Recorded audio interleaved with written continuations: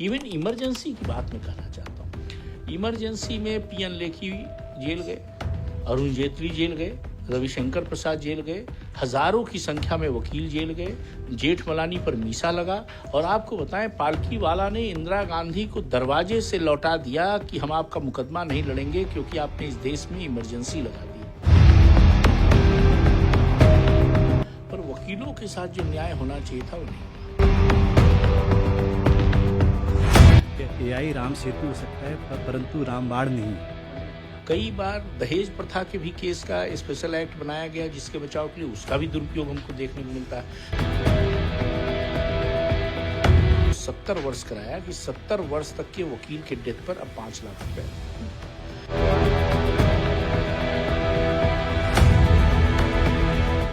आज हमारे बीच हैं mister Prashant Singh Atal, advocate of Lucknow high court and chief standing council of UP, senior council of government of India and member and former chairman of bar council of UP.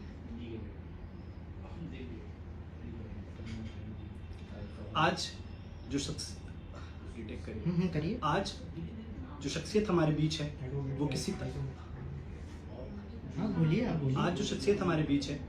वो किसी introduction का मोहताज नहीं, और ये ज़रूरत नहीं कि हम बताएं आपके बीच कौन है।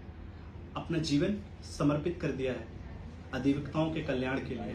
लगातार हर वक्त हर समय सिर्फ अधिवक्ताओं के लिए चिंतित रहना और उनके लिए फिक्र करना, ये उनका रोज़मर्रा का रूटीन हो गया है। आज हमारा जो टॉपिक है वो यही है कि जो नए एडवोकेट्स हमारे बीच आ रहे हैं उनके लिए क्या क्या नई सुविधाएं हो सकती हैं जो बार काउंसिल ऑफ यूपी दे सकता है, और क्या क्या ऐसी चीज़ें हैं जो नई इम्प्लीमेंट हो सकती हैं हमारे आने वाले अधिवक्ताओं के लिए। और जो अधिवक्ता अभी हमारे बीच हैं उनके लिए अभी ऐसी क्या चीज़ें हैं जो कि नई हम उनके लिए कर सकते हैं। हम देख सकते हैं कि कितना इंफ्रास्ट्रक्चर की कमी है। हम देख सकते हैं कि किस तरीके से अधिवक्ताओं को बहुत सारी ऐसी नई चीज़ों की ज़रूरत है। आज ऐसे ही हम इन सब मुद्दों को लेके हम डिस्कस करेंगे कि क्या क्या हो सकता है श्री प्रशांत सिंह अटल जी से। आप हमारे बीच आए, इसका हम आपसे बहुत बहुत धन्यवाद देते हैं इसके लिए। और ये हमारी खुशनसीबी है कि आपने अपना समय हमको दिया। हम जानते हैं आप बहुत व्यस्त हैं और दिन और शाम सिर्फ आपने अधिवक्ताओं के लिए ही समर्पित कर दी है, लेकिन क्योंकि आपका ये वक्त बहुत कीमती, इसलिए हमारे सवालात भी वैसे ही रहेंगे। जो आने वाली जनरेशन्स और आने वाले नए लॉयर्स और जो हमारे लॉयर्स हैं उनको काफ़ी ज्ञान और काफ़ी नॉलेज मिलेगा इस पॉडकास्ट से। तो सबसे पहला जो हमारा क्वेश्चन रहेगा आपसे कि आप की जीवन शैली क्या थी और ऐसा क्या हुआ आपकी जीवन में और ज़िंदगी में कि आपने एक एडवोकेट बनना सोचा, और इससे क्या आपको प्रेरणा मिली? ऐसा है कि जब हम विद्यार्थी जीवन में थे तो लखनऊ विश्वविद्यालय में हम विद्यार्थी राजनीति से भी जुड़े थे, और मेरे दिमाग में था कि समाज की सेवा बेहतरी के लिए काम करने का एक सबसे अच्छा अवसर अधिवक्ता के रूप में हम कर सकते हैं। और जो लीगेसी रही है एडवोकेट्स की पूरी दुनिया की राजनीति में, क्रांति में, बदलाव में, समाज परिवर्तन में, आज़ादी की लड़ाई में, आज़ादी के बाद चाहे आपातकाल की लड़ाई रही हो, चाहे किसी करप्शन के खिलाफ लड़ाई रही हो, चाहे आम व्यक्ति को न्याय दिलाने की बात रही हो, जो रोल एडवोकेट्स का है वो किसी का नहीं है। और इसलिए मुझको लगा कि अधिवक्ता का पेशा चुनना चाहिए। और मैंने आफ्टर इंटरमीडिएट उसी के बाद तुरंत हमने 5 ईयर लॉ, मतलब वो कन्फ्यूज़न जो बच्चों में रहता है कि हम किस दिशा में जाएं, इंजीनियरिंग करें, मेडिकल करें कि क्या करें, तो हमारे अंदर ये था कि नहीं, हम वकालत करेंगे। तो हमने लॉ किया। लखनऊ विश्वविद्यालय का जो कैंपस है, पहली बार 5 ईयर लॉ वहाँ निजात हुई, शुरुआत हुई। और I was the Pioneer student of Lucknow university, और मैंने फर्स्ट बैच है जो लखनऊ यूनिवर्सिटी से 5 ईयर लॉ कोर्सेज़ के बाद निकला 2001 में और 2001 में। और हमने सीधे फिर वकालत के पेशे में आए। हमने न तो जीवन में कभी कोई कंपटीशन दिया और न ही कभी देना चाहते थे। हमारा एक ही लक्ष्य था कि अधिवक्ताओं के रूप में समाज की सेवा करें। लेकिन जब आपने इसको चुना तो ये एक बहुत अलग ग्राउंड पे था, बिकॉज एक अधिवक्ताओं की जो ड्राफ्टिंग, प्लीडिंग और जो एक तरीका था वो डिफरेंट था। लेकिन अब जो अधिवक्ताओं की ज़िंदगी है वो अलग है, बिकॉज एक हम इस दौर में जा रहे हैं कि जहाँ पर रिसर्च के लिए बहुत सारे मेथड हैं और बहुत सारी चीज़ें नई नई लॉन्च हो रही हैं, जिसमें हम एक नई दुनिया पे कदम रख रहे हैं जिसको आर्टिफिशियल इंटेलिजेंस कहते हैं। और उस दुनिया में आने के बाद हम ये देख सकते हैं कि ड्राफ्टिंग के लिए अगर आप चाहेंगे तो सीधे सीधे इंटरनेट में कोई एप्लीकेशन है जो लॉन्च हो रही है, जिससे बहुत हेल्प मिल रही है अधिवक्ताओं को। तो इस दुनिया और जो आपकी दुनिया थी उसमें कितना फ़र्क आप देखते हैं? देखिए, परिवर्तन प्रकृति का नियम है और परिवर्तन और अच्छे के लिए होना चाहिए। समाज में हमेशा परिवर्तन होता रहता है। आज एआई है, उसके आगे भी कुछ आएगा, तो वो मूल बात नहीं है। पहले टाइप करने वाली मशीन मैनुअल हुआ करती थी, फिर वो कंप्यूटर में आया, फिर नए नए उसमें चीज़ें आई। हम लोग केस लॉ ढूंढते थे, किताबों से देखते थे, डाइजेस्ट से देखते थे सुप्रीम कोर्ट केसेस में। तो फिर उसके बाद जैसे जैसे समय के साथ आप अपने आप को परिवर्तित भी करते रहिए। कभी जो है लैंडलाइन फ़ोन का अवसर था, तो फिर पेजर का आया, फिर मोबाइल का आया, अब एंड्रॉयड। तो अलग अलग चीज़ें बदलती रहती है, उसके साथ अपने अंदर बदलाव करने पड़ते हैं। और जहाँ तक एआई की बात है और उससे रिलेटेड नए बच्चों में ड्राफ्टिंग की बात है, देखिए एआई आपकी मदद कर सकता है, पर न्याय जगत में एआई के द्वारा आप काम नहीं कर सकते, इसलिए कि कई चीज़ें आपको इमीडिएट तौर पे तय करना पड़ता है। जैसे हमसे अभी एक जज साहब कह रहे थे कि एक केस में मैं आई वॉज एडिशनल डिस्ट्रिक्ट जज, मैं नाम भी ले लेता हूँ, जस्टिस रंगनाथ पांडे ने बताया अभी बातचीत में, निजी बातचीत में। उन्होंने कहा कि वो होता ये था कि एक आदमी बूढ़ा सा आता था, गरीब दीनहीन, और हमको प्रणाम करके चला जाता था 10-15 दिन में। तो मैंने अपने बेंच सेक्रेटरी से पूछा या पेशकार से कि पता लगाओ ये 10-12 दिन में आता है गरीब आदमी, नमस्ते करके क्यों जाता है। तो उसको पूछने पता चला कि उसके बेटे का मर्डर हो गया था। तो उसको लगा कि न्याय होगा कि नहीं होगा। तो मेरे कहने का मतलब ये है कि कई बार आप भावनाओं के आधार पर, करुणा के आधार पर निर्णय देते हैं। कागजी निर्णय तो एआई दे सकता है कि ये विटनेस हॉस्टाइल है, ये दस्तावेजी साक्ष्य है, ये नहीं है। पर कई बार आप इमीडिएट आदमी को देखकर आई टू आई कांटेक्ट से आप तय करते हैं कि आदमी सही है कि नहीं है। तो न्याय की दिशा में एआई सहायक तो है विधि व्यवसाय के लिए, लेकिन एआई को आप ये नहीं कह सकते कि एआई के आधार पर जजमेंट होगा। क्यों? क्योंकि जैसे ब्रह्मास्त्र है, वो राम के हाथ में है तो अलग है और रावण के हाथ में है तो अलग है। ताकत उसकी है। एआई के प्रो हैं तो उसके कॉन्स भी हैं, मतलब निगेटिव और पॉजिटिव दोनों दिशा में सोचना चाहिए। डाटा फीडिंग में किसी ने टेम्परिंग कर दी तो क्या करेंगे। कई चीज़ें ऐसी है जो सिर्फ इसके आधार पर नहीं तय हो सकती है। अभी एआई पर किसी ने कुछ लिखा, उसमें ऐसी मेजर गलती थी कि आप उसको कर नहीं सकते और कोई रिस्पॉन्सिबिलिटी नहीं है। एआई के द्वारा अगर हो गया तो किस पर आप उत्तरदायित्व किस पर सौंपेंगे। जज रिस्पॉन्सिबल है, वकील रिस्पॉन्सिबल है, सरकारी वकील रिस्पॉन्सिबल है अगर कोई गलती होती है, पर उसकी कोई जिम्मेदारी तो है नहीं। तो एक उसको सहायक के रूप में देखना चाहिए एआई को, एआई के आधार पर नहीं किया जाना चाहिए। और समय के साथ अधिवक्ता में बदलाव भी आना चाहिए। एसएससी ऑनलाइन आया, पहले हम लोग मैनुअल किताब लेते थे, फिर ऑनलाइन सर्च करते हैं, और फिर जैसे जैसे सोसाइटी में चेंज आता है उसकी तरह चलते रहते हैं। और महत्वपूर्ण यह है कि जिस देश में 4 करोड़ की पेंडेंसी हो लगभग केसेस की, तो तकनीक अच्छे रहेंगे तो हमारे गुणवत्ता में बढ़ोतरी होगी, चाहे एआई के द्वारा हो चाहे बाकी द्वारा हो। लेकिन बेसिक बात न्याय के लिए जो जुड़ी हुई है वो करुणा है, विनम्रता है, समाज की समझ है, समाज के दृष्टिकोण की समझ है। एआई नहीं तय कर सकता कि गांव में कोई झगड़ा हो गया तो कैसे झूठा फंसाया जाता है, फाल्सली इम्प्लीकेशन प्रधानी के चुनाव में हो जाता है, तो एआई नहीं तय करेगा। एआई तो दस्तावेजी साक्ष्य देखेगा। तो कई चीज़ें हैं, आप जब समाज जीवन से जुड़े हुए होते हैं या जिनका सामाजिक अनुभव है, इसीलिए मैं कई बार कहता हूं कि रूरल बैकग्राउंड के जजेस बनाए जाने चाहिए। जब रूरल बैकग्राउंड के जज नहीं बनेंगे तो उनको नहीं पता होगा कि गांव में मेड़ की लड़ाई कैसे होती है, गांव में छोटी मोटी लड़ाइयाँ कैसे होती हैं, रेप के केसेस भी झूठे लगा दिए जाते हैं, ऐसी भी घटनाएं आती हैं। ऐसी भी घटनाएं आती हैं कि SC/ST एक्ट के झूठे मुकदमे लगा दिए जाते हैं। कई बार दहेज प्रथा के भी केस का स्पेशल एक्ट बनाया गया जिसके बचाव के लिए, उसका भी दुरुपयोग हमको देखने को मिलता है। तो अनुभव के आधार पर ये कह सकते हैं कि इसमें कहीं ना कहीं व्यापक अनुभव के समाज की ज़रूरत है।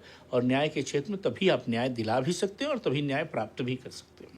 लेकिन आपका अगर मैं इसका थोड़ा सा इसको कन्वर्ट करूं तो ये कह सकता हूं कि एआई राम सेतु हो सकता है परंतु रामबाण नहीं है। और इस चीज़ को एक मैं ये भी कहूँगा कि क्या आपको क्या लगता है कि जो आपका दौर था और जो ये दौर है इसमें बहुत सारी चीज़ें बदली हैं, जैसे कि वीडियो कॉन्फ्रेंसिंग का दौर आया है।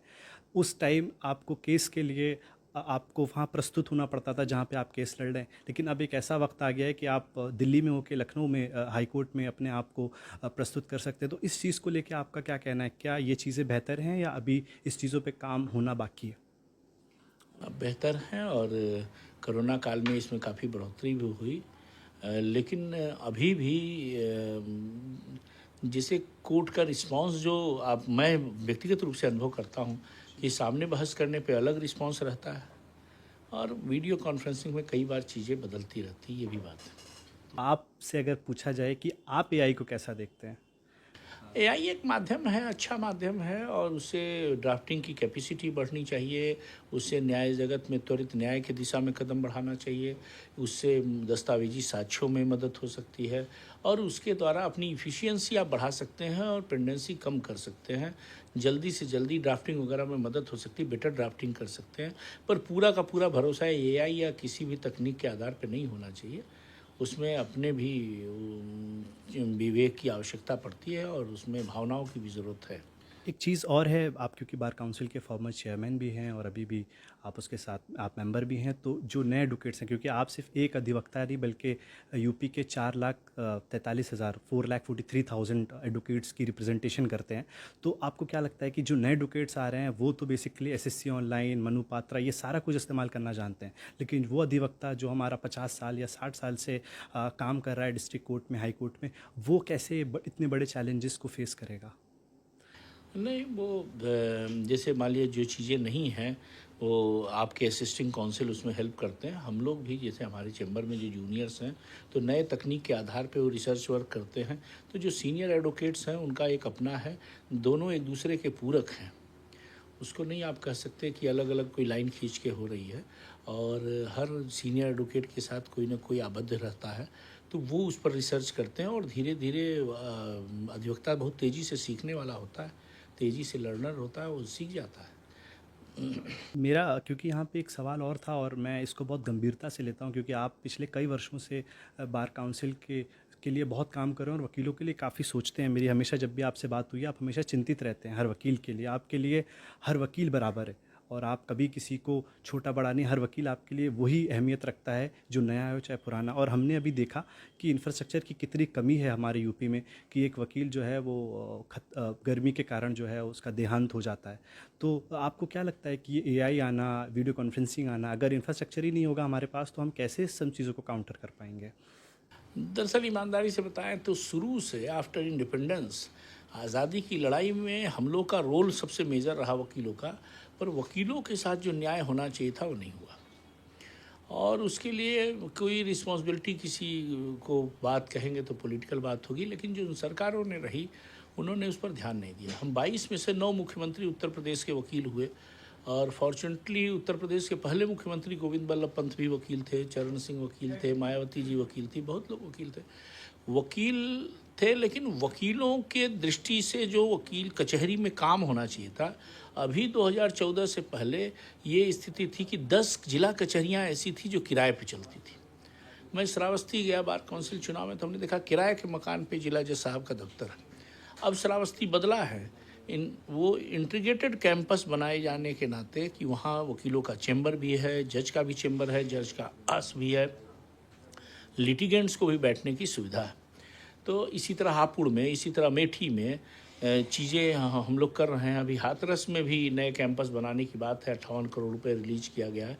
अभी जाकर देखिए आप प्रयाग में 680 करोड़ का चैम्बर बना है, 13 मंजिला, और करीब 10,000 वकीलों के लिए बना है और 3,000 लोगों की पार्किंग है और लगभग मुझको लगता है कि ठीक ठाक प्रैक्टिसिंग सभी एडवोकेट्स को चैम्बर मिल जाएगा।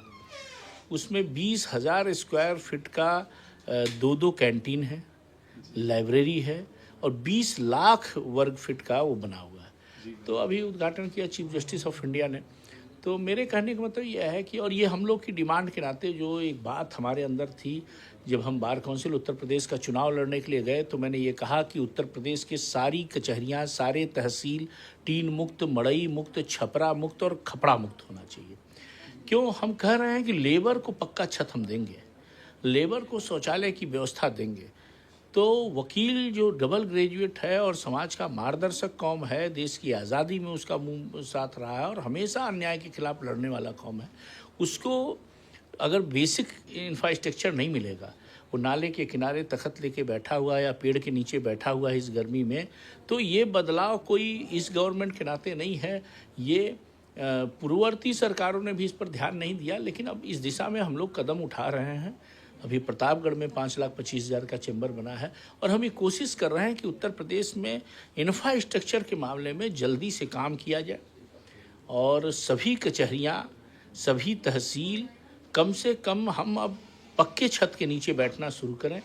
कंप्यूटर की सुविधा हो, ई लाइब्रेरी की सुविधा हो। बार काउंसिल ने अभी ई लाइब्रेरी भी सारे बार एसोसिएशंस को दी है। हमने कोशिश की है कि जितना हम कर सकते हैं वो कर रहे हैं और आपको विश्वास दिलाते हैं कि जल्दी ही वो सपना भी पूरा होगा कि उत्तर प्रदेश में कोई वकील टीन के नीचे, मड़ई के नीचे, छपरा के नीचे, खपड़ा के नीचे न बैठे। और इसके लिए हम कटिबद्ध हैं। हमने जनप्रतिनिधियों से भी बात की, एमपी हैं, एमएलए हैं, किसी दल के हैं।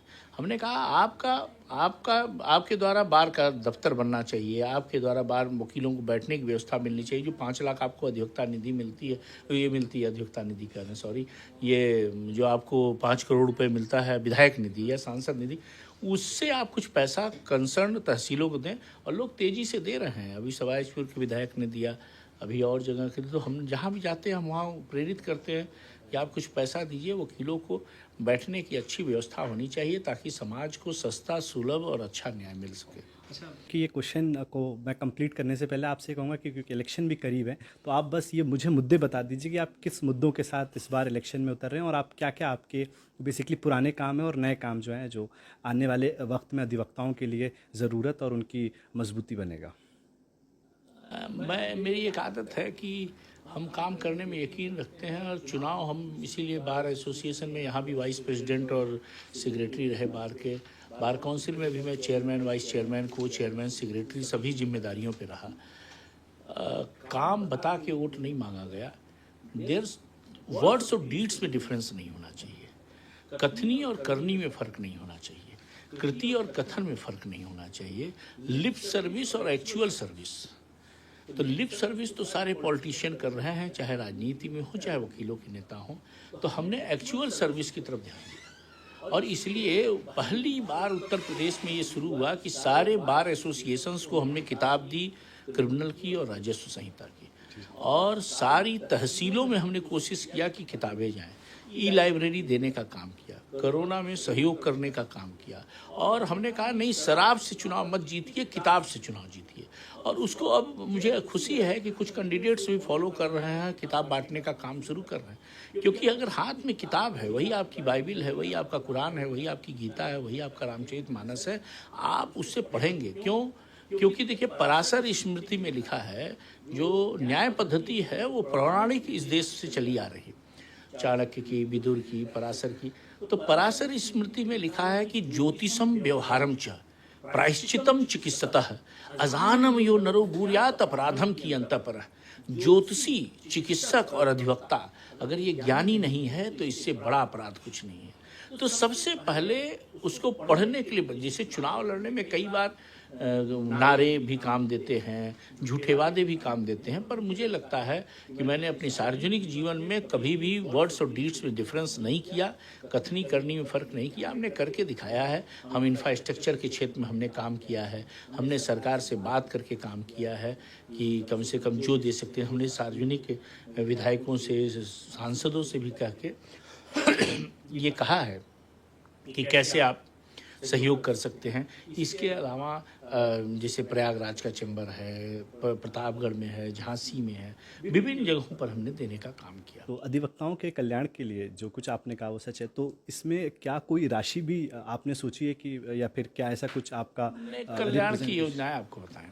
कल्याण की योजनाएं, जैसे पहले एडवोकेट्स के डेथ पे 15,000 रुपये मिलता था, इसको हम बार काउंसिल उत्तर प्रदेश के जब मेंबर हुए तो हमने 60 साल तक के वकील के मरने पर पहले 5 लाख रुपए हुआ। इसको हमने 9 मार्च 2019 को 70 वर्ष कराया कि 70 वर्ष तक के वकील के डेथ पर अब 5 लाख रुपए मिलता है। ये डेथ चाहे जैसे हो, चाहे सार्वजनिक मतलब ऑटोमेटिक हो चाहे एक्सीडेंटल हो, हम 5 लाख रुपए देते हैं। इसमें आपको मैं बताना चाहता हूं कि 180 करोड़ रुपया हम अभी तक दे चुके हैं मृतक अधिवक्ताओं को कि उनके परिवार वालों को सीधे, और वो भी नहीं चेक से नहीं देते हैं, वो सीधे हमने खाते में देना शुरू किया। उनके जो परिवार के उनके उत्तराधिकारी होते हैं। 70 से 80 साल तक के वकील के डेथ पर मिलता था 1.5 लाख रुपए। इसको मैं बार काउंसिल यूपी के चेयरमैन होने के बाद हमने इसको 3 लाख रुपए किया, डबल किया, और 80 साल ख़त्म कर दिया। ये अब चाहे आप 500 साल जिंदा रहिए तब भी मिलता है, मतलब ये सीमा समाप्त कर दी। तो 70 तक 5 लाख और 70 से ऊपर 3 लाख रुपए। और आपको बताएं किसी प्रोफेशनल को नहीं मिलता। ये हमने ऐसी योजना बनाई है और इसको हम और आगे ले जाएंगे कि ये 10 लाख 15 लाख रुपए हो, और ताकि हम दे पाएँ लोगों को और तुरंत मिले पैसा। क्योंकि वकील में अनिश्चितता जो है वकील का पर्याय है, कभी चलेगी कभी नहीं चलेगी, काम आएगा नहीं आएगा। तो हम इस पर उनको इंडिपेंडेंट करना चाहते हैं। दूसरा, पहले आप 5,000 रुपये जमा करिए अधिवक्ता कल्याण निधि में, यहीं दारुल सफा में दफ्तर है, तो पहले 1.5 लाख रुपए मिलता था 25 वकालत पूरी करने पे। अब 30 साल वकालत पूरी करने पे हमने इसको 25 नवंबर 2021 को हमने सीधे इसको 5 लाख कर दिया। 300% से ज़्यादा बढ़ा दिया। तो जीते जी ये 5 लाख अलग मिलेगा और मृत्यु के बाद 5 लाख अलग मिलेगा। ये तो अभी कर रहे हैं, इसमें हम और तेज़ी से काम करेंगे। और आपको ये भी आश्वस्त करना चाहते हैं कि अब एजेड एडवोकेट्स जुड़ गए हैं आयुष्मान कार्ड से। हम लगातार परसू कर रहे हैं गवर्नमेंट से कि आयुष्मान योजना से वकीलों को जोड़ा जाए, और अगर कोई दिक्कत है तो अल्टरनेट योजना लाई जाए कि वकील बीमार पड़े तो जिस हॉस्पिटल में भी जाए उस हॉस्पिटल में पैसा सीधे दे दिया जाए। हमें पैसा हाथ में नहीं चाहिए, लेकिन उनके इलाज की व्यवस्था होनी चाहिए, एक जिस तरह से आयुष्मान योजना के तहत की तरह ही कोई योजना बनाई जाए। तीसरी चीज़ जो हम करने जा रहे हैं और करेंगे भी, लगातार उत्तर प्रदेश के एडवोकेट्स परसू कर रहे हैं कि एडवोकेट प्रोटेक्शन एक्ट है। तो we are very serious regarding advocate protection act. हमने ड्राफ्ट करके उसको भेजा है। और आपको बता दें कि लोग र्यूमर चाहे जो बनाए, इस देश में न तो कांग्रेस पार्टी ने, न समाजवादी पार्टी ने, न किसी राजनीतिक दल ने या किसी सरकार ने अभी तक एडवोकेट प्रोटेक्शन एक्ट लागू नहीं किया है। कहीं कहीं ड्राफ्ट होके, लेकिन लागू इस देश में कहीं नहीं है। तो एडवोकेट प्रोटेक्शन एक्ट लागू करने वाला उत्तर प्रदेश पहला राज्य बने, ऐसी मेरी कामना है। और लगातार इस दिशा में हम लोग बात कर रहे हैं सरकार से, सरकार के प्रतिनिधियों से, और इसलिए ड्राफ्ट करके दिया। और हम पूरा होपफुल हैं कि जल्दी ही अधिवक्ता संरक्षण कानून भी उत्तर प्रदेश में लागू होगा। अभी आपने मुख्यमंत्री से मुलाकात की थी और पिछले पास्ट आपके कई साल से मैं देख रहा हूँ कि मुख्यमंत्री से आप मुलाकात करते हैं, तो यही मुद्दे हैं। तो इसमें आपका बेसिकली इशू यही रहता है, या फिर आपका एक बहुत बड़ा स्पीच में हमेशा से स्टेटमेंट रहता है कि अधिवक्ता का नेशन बिल्डिंग में बहुत बड़ा सपोर्ट रहा है, और हमारे नेशन में जितना ज़्यादा सपोर्ट अधिवक्ताओं ने दिया उतना किसी ने नहीं दिया, और सब सरकार के सामने जब डर जाते थे तो अधिवक्ता जो थे वो खड़े रहते थे। इस पे आपका जो बोल्ड स्टेटमेंट रहता है, इसके लिए बेसिकली अभी आप क्या कहेंगे और आपका क्या कहना है इस बारे में? माननीय मुख्यमंत्री जी से मिलते रहना, जनप्रतिनिधियों से मिलते रहना, जब आप जो लोग पावर में हैं उन्हीं से आप अपनी बात रख सकते हैं। तो हम विधायक से भी मिलते हैं, सांसद से भी मिलते हैं, माननीय मुख्यमंत्री से मिलते हैं। वो एक प्रक्रिया है, उसकी कोई बात नहीं, क्योंकि जिससे हम ले सकते हैं, जो भी अधिवक्ताओं की बेहतरी के लिए काम कर सकता है उससे बातचीत करते रहने में संवादहीनता नहीं होनी चाहिए। दूसरी चीज़ जो कह रहे हैं नेशन बिल्डिंग में एडवोकेट्स का रोल, मैं आपको बताऊं, पूरी दुनिया में, भारतवर्ष में नहीं, कहीं कोई बदल हुआ, परिवर्तन हुआ, कोई क्रांति आई तो वकीलों ने की। 16वें राष्ट्रपति बने अब्राहम लिंकन, तो यूनिफिकेशन ऑफ अमेरिका हुआ, एडवोकेट थे। 37वें राष्ट्रपति निक्सन हुए, कैलिफोर्निया में वकालत करते थे अमेरिका के, और अमेरिका दुनिया का नंबर 1 देश हुआ। ये कहे अश्वेत राष्ट्रपति नहीं बन सकता अमेरिका का, पहला अश्वेत राष्ट्रपति कौन बना? Barack Obama. यही नहीं, नेल्सन मंडेला 1962 में जेल गए, जो जहासिन वर्ग की कचहरी में वकालत करते थे, और 28 साल जेल रहकर अफ्रीका को आज़ादी दिलाई। इसके अलावा मार्गरेट थैचर का नाम हुआ। आप देखिए, हेंस लिटन का मैं नाम लेना चाहता हूँ, जर्मनी में हिटलर के खिलाफ कोई बोल नहीं सकता था, लेकिन उस दौरान भी हिटलर को तलब किया, नाजी पार्टी के खिलाफ मुकदमा लड़े और इतनी हिम्मत की कि 3 घंटे क्रॉस एग्जामिनेशन किया। यह क्षमता यह सिर्फ एडवोकेट के अंदर हो सकती है। हैंस लिटन जर्मनी के वकील थे। यही नहीं, अभी यही बगल में 2007 मार्च की बात है, इफ्तिकार चौधरी चीफ जस्टिस थे पाकिस्तान में, उनको परवेज मुशर्रफ नाम के तानाशाह ने बर्खास्त कर दिया। किसी की हिम्मत नहीं हुई कि रोड पर आए। 90,000 वकील इस्लामाबाद की सड़कों पर आ गया कि परवेज मुशर्रफ, लोकतंत्र भी बहाल करो और चीफ जस्टिस को भी बहाल करो। हम न डरने वाली कौम हैं, हम किसी से नहीं डरते हैं। हम जहां अन्याय होगा उसके साथ खड़े हैं। किसी ने बहुत बर्बरतापूर्वक कत्ल किया हो और उसके खिलाफ मुकदमा लड़ते हैं, ये नहीं डरते हैं कि वो मेरा भी कत्ल कर सकता है। यही नहीं, आप देखिए कहीं ऐसा नहीं होगा, आप हॉस्पिटल्स में जाइए लोग लौटा देंगे। ये कचहरी ऐसी जगह है कि क्लाइंट बिना पैसे भी चला जाए तो एक वकील नहीं तो दूसरा वकील उसकी मदद के लिए खड़ा होता है और मदद करता है। और इसके अलावा भारतवर्ष की परिधि में जो आप कह रहे हैं नेशनल, आप देखिए अभी शिक्षा के क्षेत्र में सबसे बड़ा काम किया मदन मोहन मालवीय ने, दान मांगकर बनारस हिंदू विश्वविद्यालय बनाया। He was an advocate. आप स्वदेशी की बात, पहला कहा स्वदेशी हमारा जन्मसिद्ध अधिकार है।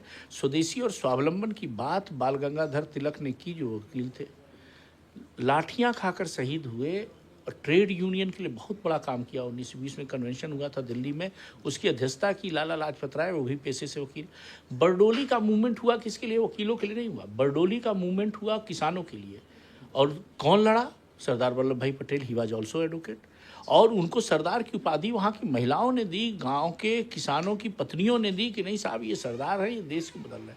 इसी तरह चाहे राउंड टेबल सम्मेलन हुआ, गोलमेज का सम्मेलन हुआ, कौन लीड किया? महात्मा गांधी, बाबा साहब भीमराव अम्बेडकर।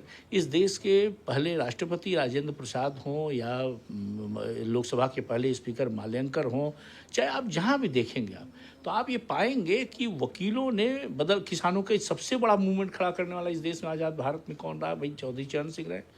तो मेरठ में वकालत करते थे। इवन इमरजेंसी की बात मैं कहना चाहता हूँ, इमरजेंसी में पीएन लेखी जेल गए, अरुण जेटली जेल गए, रविशंकर प्रसाद जेल गए, हजारों की संख्या में वकील जेल गए, जेठमलानी पर मीसा लगा। और आपको बताएं, पालकी वाला ने इंदिरा गांधी को दरवाजे से लौटा दिया कि हम आपका मुकदमा नहीं लड़ेंगे क्योंकि आपने इस देश में इमरजेंसी लगा दी। आप कल्पना करिए कि कितना हिम्मती कौम है, कितना ताकतवर कौम है और कितना न्याय संगत कौम है वकील। तो इसलिए अधिवक्ता का मतलब न्याय है। आप देखिए उसका चरित्र आप कर्ण की तरह देख सकते हैं। वो जानता भी रहेगा कि आप गलत हैं, तब भी वो आपके साथ खड़ा है तो आपके साथ खड़ा रहेगा। तो राष्ट्र निर्माण में वकीलों की महती भूमिका रही है और आज भी वकीलों की बड़ी भूमिका रही है। और मुझको लगता है इसलिए वकीलों के बेहतरी के लिए और काम करने पे सरकार को गंभीर होना चाहिए और वकीलों की बेहतरी के लिए काम होने चाहिए। फ्री लीगल एड जो कि एक आर्टिकल 39A में भी कॉन्स्टिट्यूशन ने भी इसको कहा था कि ये बेसिकली हर एक इंसान का फंडामेंटल राइट बनेगा। और फिर उसके बाद एक स्टेट की ये पॉलिसी रखी गई कि आप अगर किसी को भी कोई भी इंसान हो, चाहे वो नीचे दर्जे का हो, चाहे कैसे भी दर्जे से आता हो, लेकिन अगर उसके पास पैसे नहीं है या उतनी ताकत नहीं है तो सरकार उसे अधिवक्ता प्रोवाइड करेगी। तो इस पे लेके आपका बार काउंसिल और आपका नज़रिया क्या है कि इस पे कितना काम होगा? क्योंकि हमने देखा कि ये सिर्फ ग्राउंड लेवल पे उतना परफेक्ट काम नहीं कर पा रहा है जितना हमारे कॉन्स्टिट्यूशन बनाने वालों ने और हमारे पुराने जो लोग थे उस पर फोकस किया था। नहीं, इस पर मेरी असहमति है। और फ्री लीगल एड मिल रहा है लोगों को और आज तक कोई ट्रायल ऐसा तय नहीं हुआ जिसमें वकील नहीं हो। नहीं तो कोर्टें मतलब करती हैं, बेल एप्लीकेशन भी बहस नहीं कर पाई, जेल से कोई चिट्ठी लिख देता है तो कोर्टें एमके सिक्योरिटी अपॉइंट करती है। तो इसलिए फ्री लीगल एड है और संविधान के जो नीति निर्देशक तत्वों में लिखा हुआ उसी के आधार पर फ्री लीगल एड मिलता है और अदालतें इस दिशा में सराहनीय काम कर रही हैं। मुझको नहीं लगता, और अधिवक्ता समाज के रूप से, बार काउंसिल के रूप से मैं कहना चाहता हूँ, किसी को फ्री लीगल एड की आवश्यकता होगी तो वकीलों की एक भारी फौज है जो इस दिशा में काम करने में अपनी खुशी व्यक्त करती है। जैसे कि आपके परिवार में भी जज आपके भाई, और अगर आपको भी कभी जज बनने का मौका मिले और कभी ऐसा आपके सामने समय आया कि आपको जज बनना पड़े, तो आप क्या चीज़ सुधारना चाहेंगे कोर्ट के अंदर और कोर्ट के सिस्टम को कैसे ठीक करना चाहेंगे? एक तो मेरी कोई रुचि नहीं है जज बनने में, एक मैं आपको स्पष्ट कर दूं। दूसरा ये है कि न्यायाधीश को ट्रांसपेरेंट होना चाहिए और है, बहुत हद तक हैं भी। जो क्वेश्चंस आज उठ रही है, एक डिबेट ये सोसाइटी में है, तो इस पर जनमत भी लिया जाना चाहिए कि क्या कोलोजियम सिस्टम के साथ पब्लिक है कि नहीं है। और अगर नहीं है, आप कल्पना करो कि कोई एक सामान्य वकील कैसे अप्लाई करे जज बनने के लिए। अगर कोई आदमी तो 3-4 लोग 5 लोग बना लेंगे जज। तो इसीलिए उस दिशा में बहुत गंभीरता से कार्य किए जाने की ज़रूरत है। और मुझको लगता है कि उस दिशा में काम हो भी रहा है। सामान्य परिवारों के लोग भी जज बने, इसकी भी आवश्यकता है। और न्यायाधीश को न्यायाधीश होना चाहिए, न्यायाधीश को न्यायपरक होना चाहिए, न्यायाधीश को बायस नहीं होना चाहिए, ट्रांसपेरेंट होना चाहिए। और अगर न्यायाधीश ये सब नहीं है तो फिर उनको न्यायमूर्ति या न्यायाधीश रहने का मतलब नहीं है। तो मुझको लगता है कि जो न्याय देने वालों का गुण होना चाहिए, वो गुण आत्मसात किए जाने की ज़रूरत है। लीगल प्रोफेशन में मेंटल हेल्थ एक बहुत बड़ा इशू है, जिसमें हम देख सकते हैं बहुत सारे एडवोकेट ऐसे हैं जिनको रातों दिन एक मेंटल स्ट्रेस के साथ गुजरना पड़ता है। अभी हमने देखा कि वापस से एक नोटिफिकेशन जारी हुई, इसमें कहा कि कोर्ट जो है 5 बजे के बाद भी खुलेंगे। इस पर आपका क्या कहना है और आप क्या सोचते हैं? नहीं, मेरी सहमति उस पर नहीं है 5 बजे के बाद खुले। देखिए, वकील का काम ऐसा नहीं है कि स्विच ऑन और स्विच ऑफ की तरह। We are not labour. हमको क्या कहना है, अगर हम 2 लाइन का भी आर्गूमेंट कर रहे हैं तो उसके लिए 200 बार सोच के कर रहे हैं कि कैसे क्लाइंट को हित मिलेगा। किसी का जीवन और मरण का प्रश्न है, तो वकील को आप उस ढंग से ट्रीट नहीं कर सकते। और मेंटल हेल्थ के लिए मैं कहना चाहता हूं अपने अधिवक्ता भाइयों को, बिल्कुल स्ट्रेस न लीजिए। जीत हार, क्या जीत में क्या हार में, किंचित नहीं भयभीत में। कर्तव्य पथ पर जो भी मिले, यह भी सही वह भी सही। तो जो निर्णय हो, आप अपना बेस्ट इफिशियंसी के साथ आर्गू करिए। क्या निर्णय होता है ये आपके हाथ में नहीं है, और you have right to appeal. आप यहाँ के मुकदमे हाई कोर्ट में, हाई कोर्ट के मुकदमे सुप्रीम कोर्ट में अपील कर सकते हैं। तो आप तनाव जब लेंगे कि अरे मुकदमा हम हार गए, तो मेंटल हेल्थ पे प्रभाव पड़ेगा। मुझको लगता है कि मेंटल हेल्थ के लिए तो वकील को योगा है और जो है ध्यान है, ये सब पे भी ध्यान देना चाहिए। और दूसरी चीज़, स्ट्रेस नहीं लेना चाहिए, तनाव नहीं लेना चाहिए, मुक्त रह के काम करना चाहिए। एक सबसे बड़ा सवाल जो हमारे सामने है कि इस वक्त सबसे बड़ा एक ऐसा सवाल जिस पे पूरी इंडिया की निगाहें हैं और हम चाहते हैं कि इसका जवाब आप दें ताकि लोगों तक एक अच्छा मैसेज पहुंचे। हमारे कई सारे नौजवान साथी जो जुडिशरी की तैयारी कर रहे थे और उसके बाद एक ऐसा संदेश बार काउंसिल और इन लोगों का गया कि, और सुप्रीम कोर्ट ने भी इस पे जजमेंट दिया कि 3 साल की जो है प्रैक्टिस को मैंडेटरी कर दिया गया। आप इस पे क्या सोचते हैं? क्योंकि हमने जो गौर किया है वो ये गौर किया है कि जूनियर लॉयर्स का एक्सप्लॉयटेशन बहुत है और मैक्सिमम अनपेड इंटर्नशिप्स हैं हमारे लिए। तो इस पे बार काउंसिल क्या करता है और आप इस पे क्या फिक्र रखते हैं? देखिए, बार काउंसिल का ये निर्णय नहीं है, ये सुप्रीम कोर्ट का, ऑनरेबल सुप्रीम कोर्ट का निर्णय है। एक चीज़ जो मैं फील कर रहा था वकील के रूप में भी, कोई आदमी बिना वकालत पढ़े हुए अगर डायरेक्ट जज हो रहा है या वकालत किए हुए डायरेक्ट जज हो रहा है, वकालत पढ़ना तो आवश्यक है, खैर कोई बात नहीं। तो उसमें प्रॉब्लम ये होती है कि वो वकील की पीड़ा को, वेदना को नहीं समझते। इस पर मेरी चिंता जरूर है कि 3 वर्ष तक वो कैसे फिर उनको मिले। इसलिए हम लोगों ने 5000 नए अधिवक्ताओं को किताब कापी स्टेशनरी के देने के लिए बात की है। ऐसी योजनाएं बननी चाहिए कि नए वकीलों को कुछ पैसा मिले, चाहे बार काउंसिल के द्वारा बनाना पड़े, चाहे सरकार की मदद से बनाना पड़े, चाहे कुछ मिनिमम पे की टाइप बात होनी चाहिए। क्योंकि 3 साल फिर वो कैसे सर्वाइव करेगा, कैसे पढ़ेगा, ये बात है। लेकिन जहाँ तक ट्रेनिंग की आवश्यकता है, तो चाहे आप सिलेक्शन होने के बाद ट्रेनिंग लें, लेकिन ट्रेनिंग ज़रूरी है। उसके बिना आप उचित न्याय नहीं कर सकते हैं। उदाहरण के तौर पे एक किसी जिंदल से या किसी बड़े इंस्टीट्यूशन से कोई बच्ची पढ़ के आई या बच्चा पढ़ के आया वो, उनको वकालत के एक्चुअल अनुभव नहीं है।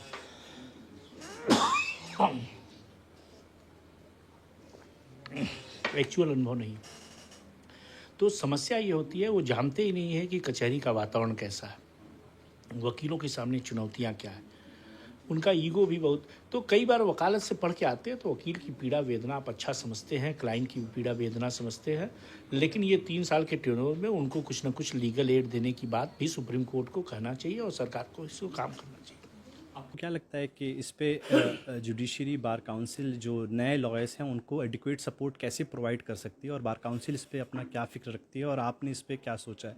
जो नए लॉयर्स हमारे बिल्कुल पास आउट होके आ रहे हैं उनके लिए एक समस्या है, अगर फर्स्ट जनरेशन है तो उस पे आपका क्या? हम दोनों लोगों के लिए, नए वकील और कई बार बुजुर्ग वकीलों की भी पेंशन पे हम गंभीरता से बात कर रहे हैं बार काउंसिल की तरफ से कि 70-75 साल के बाद अगर वो सरेंडर कर देते हैं तो उनको भी फाइनेंशियल हेल्प की आवश्यकता है, शरीर से अगर अक्षम है, और नए वकीलों को भी आवश्यकता है। ये दोनों दिशा में हम निश्चित रूप से योजना बनाएंगे और जैसे भी कर पाएंगे इसको इस दिशा में काम करने की आवश्यकता है और हम करेंगे।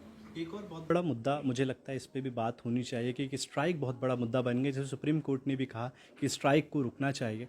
तो आपको क्या लगता है कि इसमें कैसे काम हो सकेगा, क्योंकि हम देख रहे हैं कि बहुत ज़्यादा स्ट्राइक और हफ्ते में 2 दिन स्ट्राइक रहता है, इस पे आप क्या स्ट्राइक पे कंट्रोल भी हुआ है, कम हुए हैं।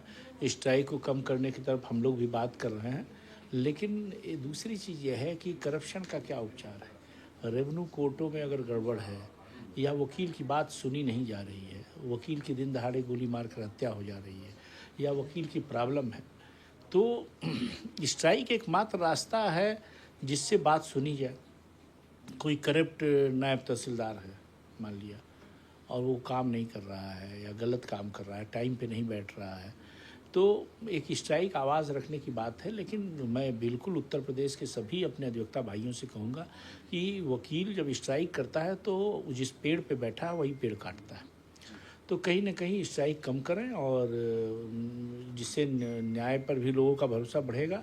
और लेकिन जहाँ आवश्यकता हो, जहाँ वजूद पे बात आ जाए, वहाँ स्ट्राइक मजबूरी भी कई बार हो जाती है। ये भी ध्यान रखना पड़ेगा एडमिनिस्ट्रेशन को भी और समाज के बाकी लोगों को भी।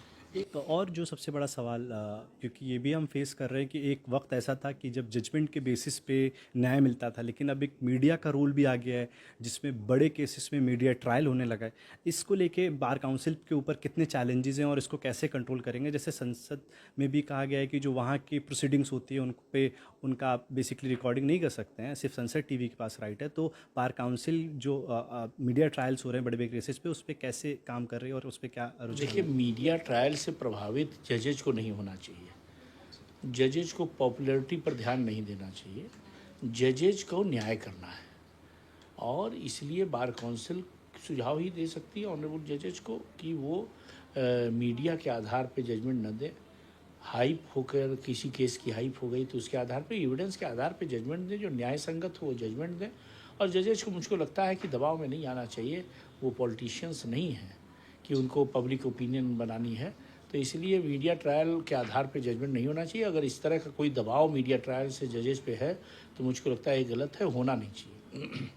दूसरी चीज़, हमने देखा कई दफ़ा ऐसा है कि कन्विक्टेड बहुत सारे ऐसे पर्सन्स होते हैं जो इलेक्शन के लिए इलेक्ट किए जाते हैं, उस पर क्या रुझान है और आप क्या सोचते हैं उसको लेके कि क्या कन्विक्शन अगर हो गया है या फिर पेंडिंग है तो उनको इलेक्शन के लिए आगे जाना चाहिए या फिर कन्विक्टेड लोग तो इलेक्शन नहीं लड़ते हैं, 2 साल का हो भी गया है तो रिप्रेजेंटेशन पीपुल एक्ट में भी है और सदस्यता चली जाती है, उसमें तो कोई बात नहीं है। और बार में भी नहीं हम लोग मेंबर्स रखते हैं जिनको सज़ा हो जाता है। हमने इस पर सख्त कानून लगाए हैं। जो हार्ड क्रिमिनल्स हैं, जो वकील नहीं हैं, वकील के भेष में क्रिमिनल आ गए हैं, तो उनके खिलाफ भी बार काउंसिल सजग है, कार्रवाई कर रही है। उनको नोटिस देकर डिसिप्लिनरी कमेटी बैठती है, उनके खिलाफ कार्रवाई करती है। क्रिमिनल एलिमेंट्स जो हैबिचुअल क्रिमिनल, झूठा फंसा दिया गया गांव में, पर फाल्सली इम्प्लीकेशन है, अलग चीज़ है, लेकिन हम उस पर गंभीर हैं और हम शुचिता, पारदर्शिता अधिवक्ताओं के बीच में चाहते हैं, मेरिट चाहते हैं और उस दिशा में हम लोग काम करते हैं। एक जो बहुत बड़ा इशू हम देख सकते हैं हाई कोर्ट में भी और डिस्ट्रिक्ट कोर्ट्स में कि लॉबी बहुत ज़्यादा है, और इस लॉबी को बार काउंसिल कैसे, क्योंकि कभी बहुत दबाव भी आ जाता है, बार काउंसिल डिसीजन नहीं ले पाता है क्योंकि एक लॉबी सेक्शंस काम करता है। तो इसको आप कैसे देखते हैं और कैसे इस पे आगे काम करेंगे? और लॉबी के आधार पर दबाव पे काम नहीं करना चाहिए। हमने डिबार किए हैं ऐसे एडवोकेट्स को जिन्होंने किसी से पैसा लेके कहीं काम कर दिया या रजिस्ट्री दूसरे के नाम पे करा दी या कोई ऐसा काम किया जो हैबिचुअल क्रिमिनल है, जिनके खिलाफ 40 केस है, 42 केस है, तो ऐसे लोगों के खिलाफ कार्रवाई की है और निर्भीक भाव से किया है। कोई इसमें दिक्कत? क्या एक लॉयर को सू किया जा सकता है अगर वो केस ख़राब करता है? बार काउंसिल के पास ऐसा कोई लायर कभी केस खराब नहीं करता, ठीक से मेहनत करता। और अगर मान लिया वो लायर दूसरी पार्टी से मिल जाए या कहीं कुछ लगता है तो बार काउंसिल में 35 एडवोकेट्स एक्ट के तहत आप शिकायत कर सकते हो, उसका रजिस्ट्रेशन निरस्त हो जाएगा। सू करने से कोई रास्ता नहीं मिलेगा तो तब तो हर आदमी फिर कोई मुकदमा नहीं लेगा कि साहब हमारा मुकदमे में ये बहस होनी चाहिए थी। तो इट इज़ एंडलेस प्रोसेस, जिससे डॉक्टर अच्छा इलाज करता है। और मैं इस अवसर पर ये भी कहना चाहूँगा, मेडिकल प्रोटेक्शन एक्ट लागू है तो उसी तरह एडवोकेट प्रोटेक्शन एक्ट भी लागू होना चाहिए। और वकील के सू करने की बात नहीं है, वकील बड़ी मेहनत से वकालत करता है, और अगर लगता है कि वकील ने उसके साथ गलत किया है तो 35 एडवोकेट्स एक्ट के तहत तो बार काउंसिल में शिकायत करे, उसकी सदस्यता भी जा सकती है, निरस्त हो सकता है लाइसेंस। आने वाले वक्त के जो लॉयर्स हैं और जो अभी लॉयर्स हैं, उनके लिए आप 5 अगर पॉइंट्स रखें एज अ मैसेज तो क्या कहेंगे? और मैं कहूँगा कि खूब हिम्मत से काम करिए, मेहनत से काम करिए, और मेहनत, ईमानदारी, इंटीग्रिटी से काम करेंगे, वकालत ज़रूर चलेगी। वकालत से अच्छा पेशा कुछ नहीं है।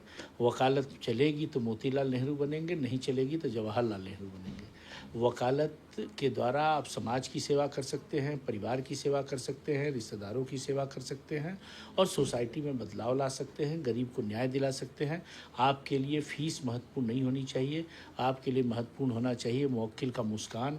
और खूब अच्छा काम करिए, और ये जो चाहे सारी समस्याएं, नेतृत्व भी चुने जब, तो अच्छे नेतृत्व को चुने, अपना आदमी न चुने, अच्छा आदमी चुने।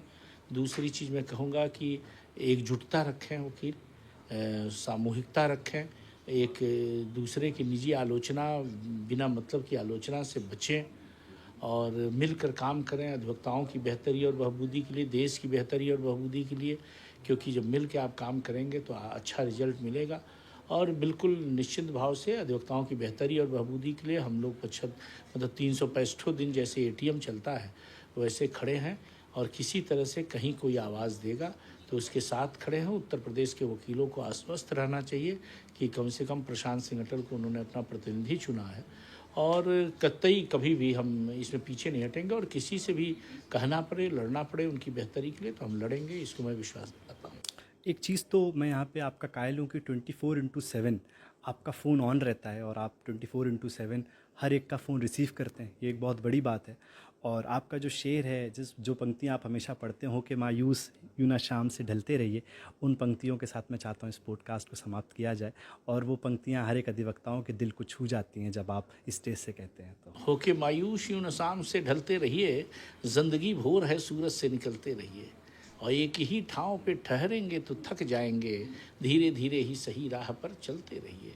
शाम को गिरता है, सुबह को संभल जाता है, आप भी सूरज की तरह गिर के संभलते रहिए। बहुत बहुत धन्यवाद, बहुत अच्छा। आज हमारे बीच थे श्री प्रशांत सिंह अटल जी, और आप सुन रहे थे किस तरीके से वो अधिवक्ताओं के कल्याण के लिए पिछले कई वर्षों से काम कर रहे हैं। और हम आने वाले वक्त में आपको देखना चाहते हैं कि किस तरीके से अधिवक्ताओं के लिए और हमारे जूनियर लॉयर्स के लिए, सीनियर लॉयर्स के लिए हमेशा आप खड़े रहें। बहुत बहुत धन्यवाद।